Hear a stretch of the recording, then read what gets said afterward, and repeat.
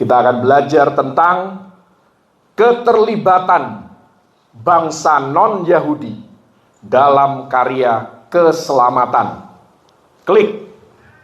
Mari kita baca sama-sama 2 ayat diambil dari Injil Matius 2 ayat 11 dan 12. 2, 3. Maka masuklah mereka ke dalam rumah itu dan melihat anak itu bersama Maria ibunya, lalu sujud menyembah dia. Mereka pun membuka tempat harta bendanya dan mempersembahkan persembahan kepadanya, yaitu emas, kemenyan, dan mur. Dan karena diperingatkan dalam mimpi supaya jangan kembali kepada Herodes, maka pulanglah mereka ke negerinya melalui jalan lain. Haleluya. Ini baterai habis atau sinyalnya kurang bagus? Saya akan lanjut. Klik. Melalui 2 ayat tadi, kita akan menjawab pertanyaan, mengapa Injil Matius melibatkan orang Majus di dalam karya keselamatan. Ini satu hal yang luar biasa yang tentunya berdampak kepada Anda dan saya pada akhirnya. Klik. Jawabannya adalah karena karya keselamatan tidak hanya untuk orang Yahudi, bukan hanya untuk bangsa Israel, tetapi untuk seluruh dunia. Karena itu Yesus sebelum naik ke surga, dia berkata dalam Matius 28 ayat 19, pergilah dan jadikanlah semua bangsa muridku. Jadi Yesus tidak sekedar mau supaya Anda dan saya menjadi orang percaya, bukan sekedar menjadi umat Kristen, tetapi Anda dan saya, Tuhan mau kita menjadi murid Kristus.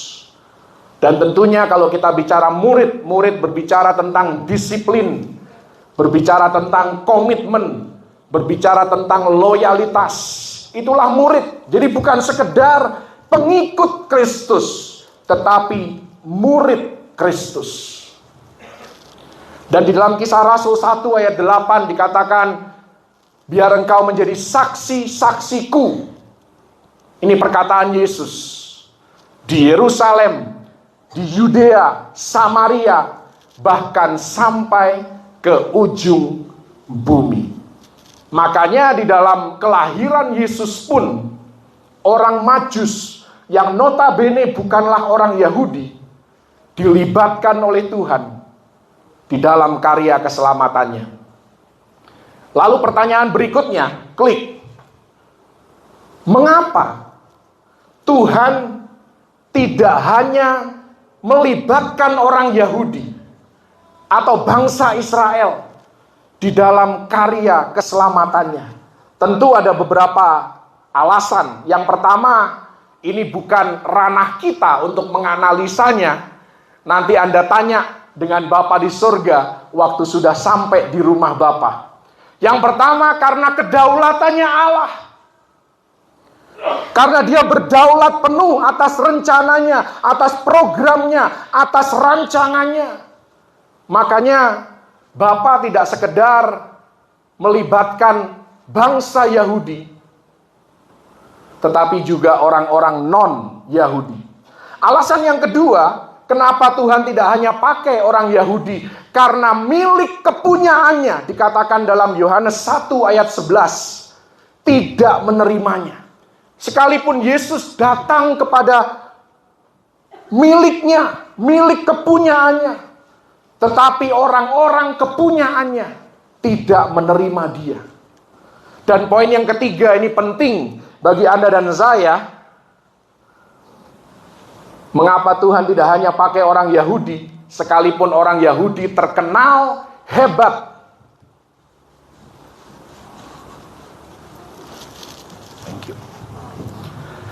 Orang Yahudi terkenal luar biasa, intelijen, cerdas, banyak penemuan-penemuan ilmiah oleh orang Yahudi. Tetapi sehebat-hebatnya orang Yahudi, ternyata Tuhan bisa pakai siapapun. Tidak perlu orang hebat, tidak perlu orang yang cerdas. Tuhan melihat hati seseorang. Bukan orang yang luar biasa yang Tuhan pakai, tetapi hati yang luar biasalah yang Tuhan lihat dan Tuhan tilik. Karena itu semakin kita rendah hati, semakin kita merendahkan diri di hadapan Tuhan dan tidak sombong, maka semakin besar kemungkinan Tuhan bekerja melalui kita. Bahkan kalau kita membaca di dalam Alkitab, ini bukan hal baru untuk kita dengar. Seringkali justru Tuhan pakai mereka yang tidak diperhitungkan untuk melakukan hal-hal yang besar. Kalau Anda lihat di dalam mujizat 5 roti dan 2 ikan, memberi makan berapa? 5.000 laki-laki. Bahkan dikatakan 5.000 laki-laki tidak termasuk perempuan dan anak-anak. Jadi perempuan dan anak-anak tidak diperhitungkan oleh manusia. Tetapi dari mana 5 roti dan 2 ikannya? Dari seorang anak kecil yang tidak masuk hitungan. Tapi justru dipakai oleh Tuhan untuk melakukan mujizat yang besar. Jadi kalau Anda termasuk di dalam golongan orang kecil, yang penting Anda punya hati yang luar biasa, maka Tuhan bisa pakai hidup Anda. Tuhan bisa bekerja melalui hidup Anda menjadi berkat bagi banyak orang. Haleluya. Hari Minggu yang lalu saya diberikan kesempatan untuk memberikan sambutan di hari Natal, di perayaan Natal di kebun. Ya, namanya seorang pendeta kalau disuruh sambutan, bukan sambutan, tapi khotbah. Jadi saya berbicara tentang bagaimana atau kenapa Tuhan itu melibatkan orang-orang dari segala bangsa, dari segala suku, untuk menyatakan kemuliaannya, untuk membawa, mengimpartasikan karya keselamatannya. Saya tidak punya rencana apa-apa sebenarnya. Saya tidak tahu harus ngomong apa. Tiba-tiba naik ke atas, saya dapat inspirasi untuk bicara bahwa Tuhan tidak mau Anda dan saya membeda-bedakan orang berdasarkan sara, suku, agama, ras, dan antar golongan. Tuhan tidak mau kita membeda-bedakan sesama kita berdasarkan warna kulit ataupun bentuk fisik kita. Karena semua kita berharga di hadapan Tuhan. Saya hanya ngomong hal yang sangat sederhana. Tiba-tiba itu semuanya tepuk tangan. Saya bingung kenapa. Selidik punya selidik. Ternyata di perkebunan, di tempat saya itu saudara, terutama, saya nggak tahu di tempat lain sama atau tidak. Rupanya seringkali pemimpin itu menilai anak buahnya atau jajarannya itu berdasarkan kesukuan mereka. Oh, sesama Batak, ya udahlah, aku baik sama kamu. Oh, sesama Manado, ayo kita harus bergandengan tangan supaya kita bisa naik sama-sama. Dan kita singkirkan saingan-saingan yang lain. Bahkan kalau seorang Manado sebagai bawahannya, dia berprestasi yang baik, tetapi atasannya seorang Batak, seringkali dicari-cari kesalahannya. Didatangi kebunnya, ada rumput 1 biji aja jadi masalah besar. Demikian juga sebaliknya. Saya tidak sedang ngomong jelek tentang suku tertentu. Ini hanya contoh. Tuhan tidak mau Anda dan saya menjadi orang seperti itu. Membeda-bedakan orang berdasarkan kesukuan kita, berdasarkan ras kita, berdasarkan kondisi fisik kita. Karena semua kita berharga di mata Tuhan, karena kita adalah ciptaannya. Karena itu mari kita lihat sesama kita sebagai sesama ciptaan Tuhan, dan sama-sama berhak menerima kebaikan Tuhan. Dan saya berharap Anda dan sayalah saluran yang dipakai oleh Tuhan untuk bisa menjadi berkat bagi orang lain, menunjukkan kebaikan Tuhan di dalam kehidupan orang lain. Haleluya. Itulah alasan kenapa Tuhan ini melibatkan bukan hanya orang Yahudi, sekalipun bangsa Yahudi ini adalah milik kepunyaannya. Tetapi dia mau semua suku, bangsa, dan bahasa terlibat di dalam karya keselamatannya. Saya beranjak ke bagian berikutnya, klik. Pertanyaannya adalah, mengapa orang-orang Majus ini diperingatkan oleh Tuhan untuk pulang melalui jalan yang lain? Ini merupakan pelajaran yang penting bagi Anda dan saya. Orang-orang Majus ini orang-orang yang pintar, orang-orang yang cerdas, orang-orang yang terpelajar, orang-orang yang berpengetahuan, bukan orang bodoh. Karena Tuhan juga pakai orang pintar. Dia bisa pakai orang bodoh. Dan orang bodoh yang dipakai oleh Tuhan tidak akan terus-menerus bodoh. Tetapi suatu hari dia akan menjadi pintar. Sama seperti Petrus dan Yohanes. Tidak terpelajar. Makanya mahkamah agama waktu itu mereka tercengang-cengang. Orang bodoh begini kok, orang tidak terpelajar begini kok bisa berkhotbah secara luar biasa.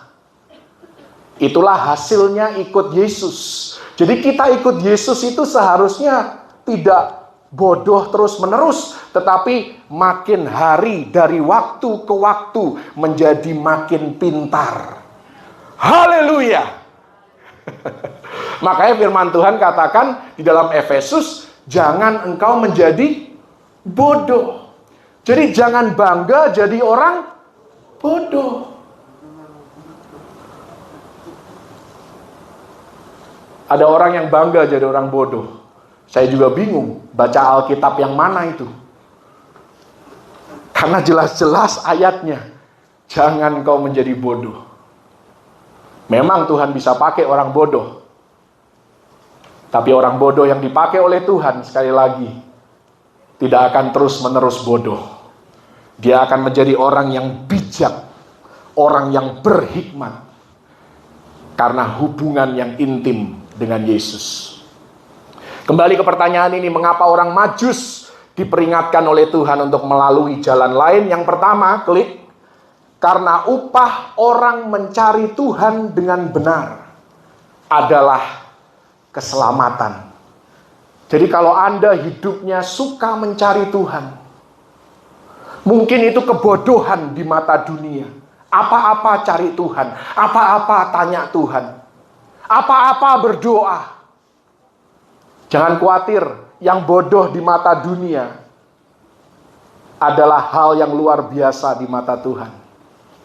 Dan Anda akan menerima upah dari mencari Tuhan dengan benar, yaitu keselamatan, ketentraman, kedamaian. Bethlehem menyambut kelahiran Yesus dengan kandang binatang yang kotor. Ini merupakan gambaran dari kondisi hati kita ketika Yesus datang menghampiri kita, masuk di dalam hati kita. Hati kita kotor, najis, bau.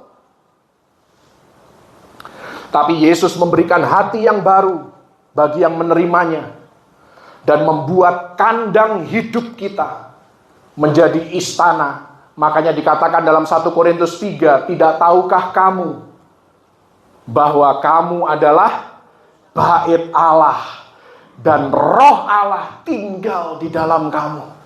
1 Korintus 6 dikatakan, tidak tahukah kamu bahwa tubuhmu adalah bait Roh Kudus. Dari kandang menjadi istana. Dari hal yang kotor dan najis dan bau menjadi tempat yang adalah sumber keharuman, sumber kemuliaan dan kuasa Tuhan dinyatakan dalam kehidupan kita dan melalui kehidupan kita. Dan hadiah orang Majus itu ditulis secara rinci apa saja yang mereka bawa. Emas, kemenyan, dan mur. Tujuannya apa? Tidak ada yang sia-sia ditulis dalam Alkitab Anda. Hal ini adalah untuk menghormati upaya orang Majus yang mencari Tuhan dengan benar. Dengan sungguh-sungguh Tuhan memberikan perhatian khusus kepada orang-orang yang juga dengan teliti mempelajari tentang Dia dan mau berkorban untuk Dia, mencari Dia dengan segenap hati. Karena itu sekali lagi, marilah kita menjadi orang-orang yang demikian, mencari Tuhan senantiasa dengan benar. Yang kedua, mengapa Tuhan harus menunjukkan kepada orang Majus untuk pulang melalui jalan lain?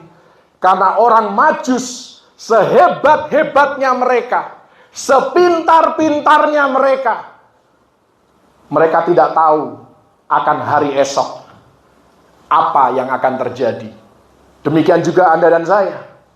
Sepandai-pandainya kita, sebijak-bijaknya kita, seberhikmatnya kita, setinggi-tingginya jabatan kita, kita tidak tahu apa yang akan terjadi esok hari ataupun sore nanti.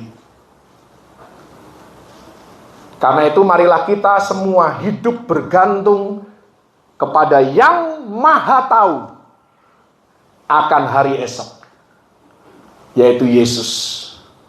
Dia yang sudah memplanning hidup Anda. Karena itu tetaplah rendah hati, tetap humble di hadapan Tuhan, di hadapan sesama.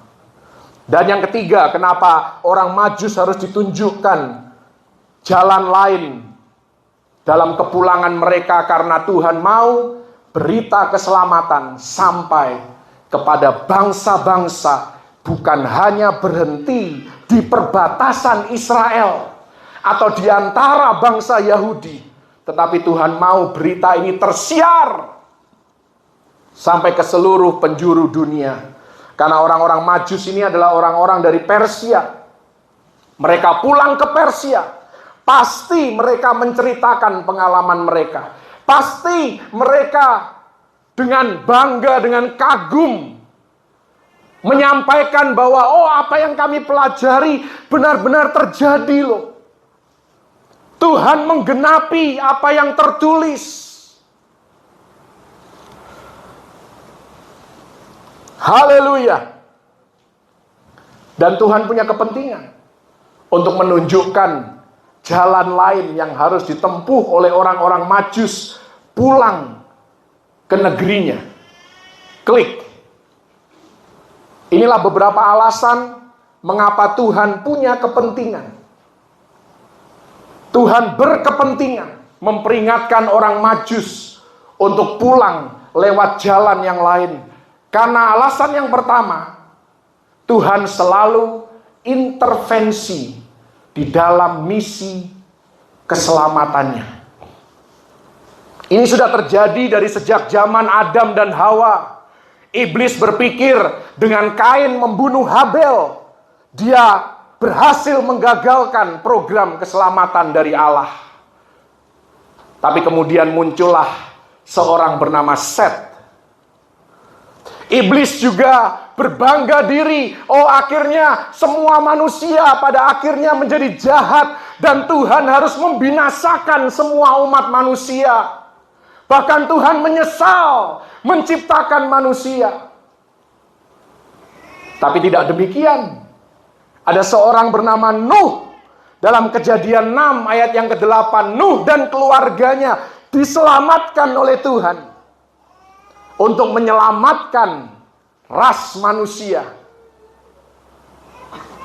Kemudian muncullah bangsa Israel yang cikal bakalnya ditulis dalam Kejadian 15 ayat 13 dan 14. Nubuatan tentang apa yang akan terjadi kepada keturunan Abraham, Ishak dan Yakub.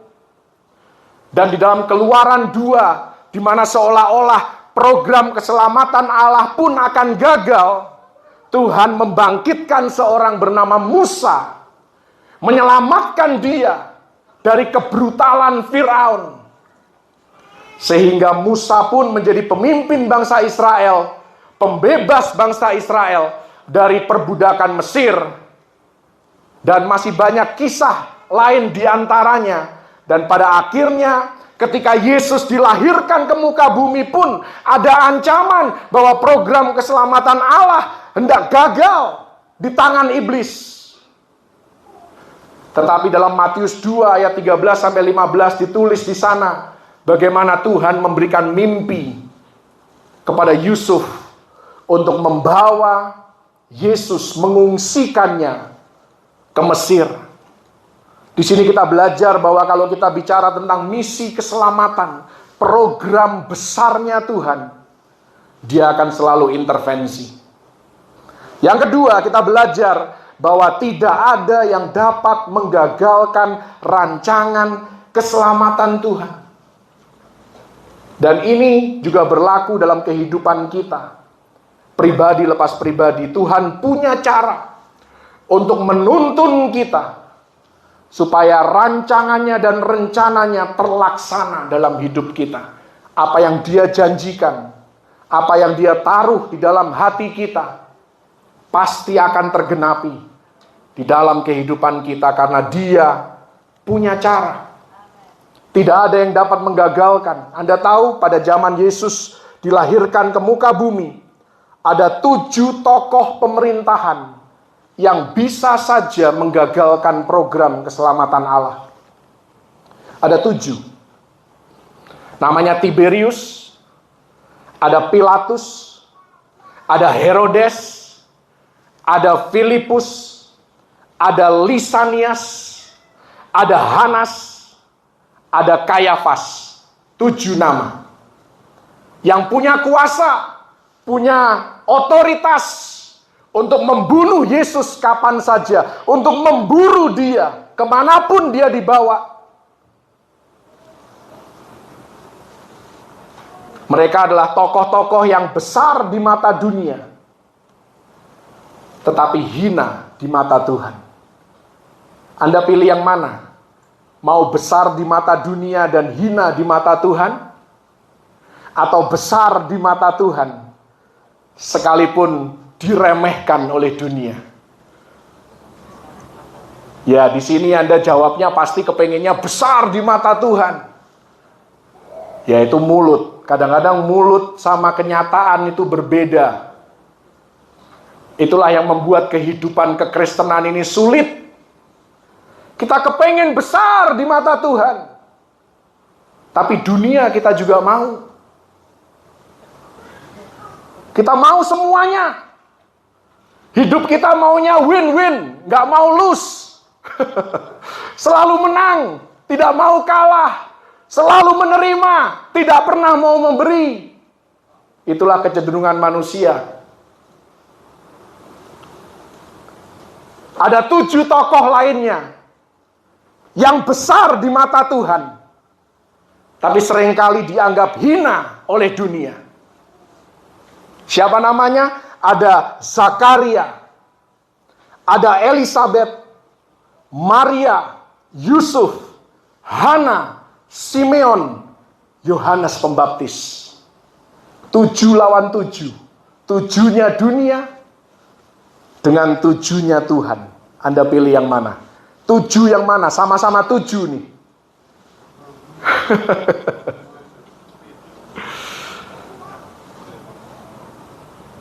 Dari mana saya tahu Tuhan menghargai 7-nya Tuhan dibandingkan 7-nya dunia? Anda nanti hitung. Di dalam 3 pasal pertama dari Injil Lukas, ada berapa ayat ditulis tentang 7-nya dunia? Hanya 2 ayat. Maksimal 3. Anda tahu berapa jumlah ayat yang ditulis tentang Zakaria, Elisabet, sampai Yohanes Pembaptis? Hanya 3 pasal pertama loh. 132 ayat. 2 dibandingkan 132. Silahkan Anda pilih yang mana. Yang membedakan apa sih antara yang ditulis 2 ayat saja dengan yang 132 ayat? Bedanya adalah bagaimana mereka memperlakukan Yesus Kristus. Bagaimana kita memperlakukan Yesus Kristus menentukan nilai kita di hadapan Tuhan. Dan nilai kita di hadapan Tuhan itulah yang terpenting dibandingkan nilai dunia manapun. Kita bisa kaya, hebat di mata dunia, tapi hasil korupsi, hebatnya di mana? Kita mungkin hidupnya nggak terlalu wah, tidak terlalu mewah. Tapi kita menjaga integritas, kita jujur, kita baik hati, kita murah hati. Nilai kita besar di mata Tuhan. Pilihan ada di tangan kita. Dan tentunya yang ketiga, semua rancangan Tuhan, rencana Allah bisa terlaksana karena kepekaan dan ketaatan daripada tokoh-tokoh yang terlibat di dalam program keselamatan Allah. Kepekaan dan ketaatan orang Majus, kepekaan dan ketaatan Maria dan Yusuf membuka jalan bagi terlaksananya rancangan Tuhan. Karena itu dalam kehidupan kita perlu peka terhadap suara Tuhan yang bisa kita terima secara audible, kita bisa dengar langsung melalui firman Tuhan, melalui orang-orang di sekitar kehidupan kita. Mungkin tidak logis. Anda tahu dari Bethlehem ke Mesir berapa jauh? Maria dan Yusuf harus mengungsikan Yesus dari Bethlehem ke Mesir. Kalau Anda naik bus dari Bethlehem ke Mesir, itu 10 sampai 11 jam. Dan pada zaman itu tidak ada bus. Tidak logis. Dan seringkali caranya Tuhan tidak logis, terkesan lamban, tapi menyelamatkan. Amin. Mungkin kalau Anda dipromosi terlalu cepat, Anda akan jatuh karena sombong, atau jatuh karena Anda tidak siap, kapasitas Anda belum cukup. Karena itu jangan komplain kalau Tuhan mengangkat Anda sedikit demi sedikit. Rasanya kok lambat sekali dibandingkan kawan-kawanku yang sejawat. Tapi tidak masalah, karena dengan sedikit demi sedikit ini Tuhan sedang membangun dan membentuk karakter kita.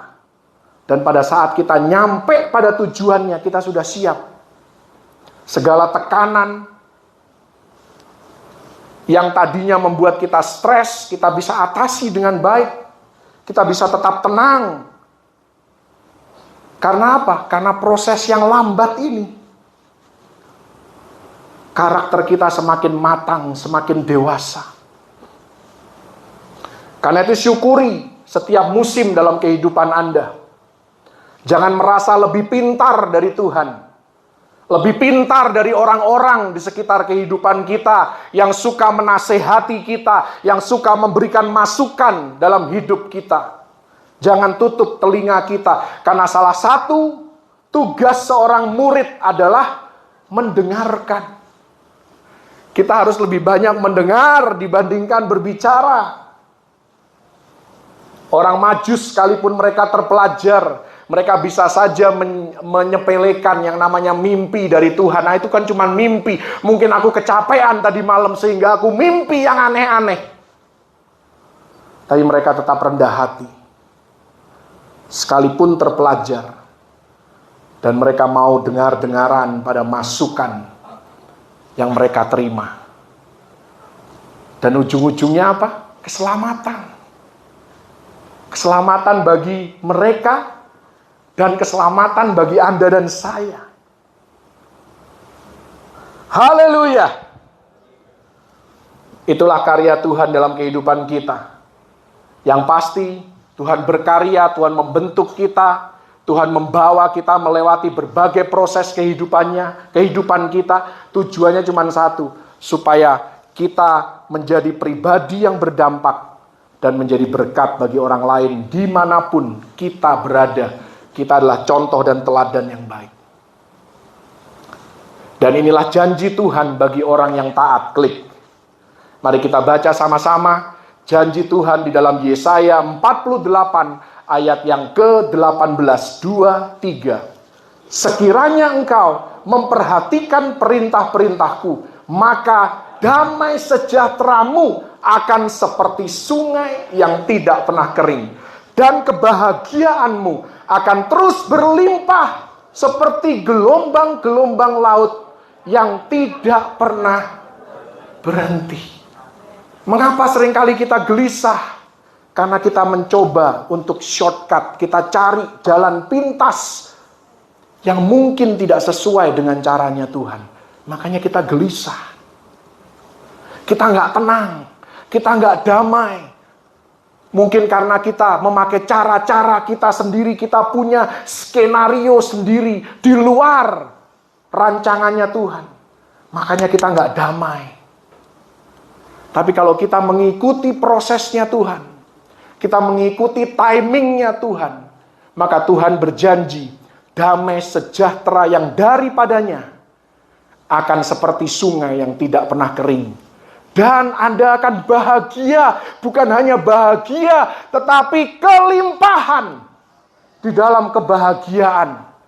Seperti gelombang laut yang tidak pernah berhenti. Kalau Anda pergi ke pantai yang ada ombaknya, mau siang, malam, sore, pagi, selalu ada ombak. Selalu ada gelombang. Tidak pernah berhenti. Itulah janji Tuhan. Bagi orang-orang yang peka, orang-orang yang tetap rendah hati, mau dengar firman Tuhan, mau mengikuti prosesnya Tuhan, sekalipun terkesan lambat, tetapi pasti berujung pada kebaikan Anda dan saya. Amin. Klik. Merry Christmas.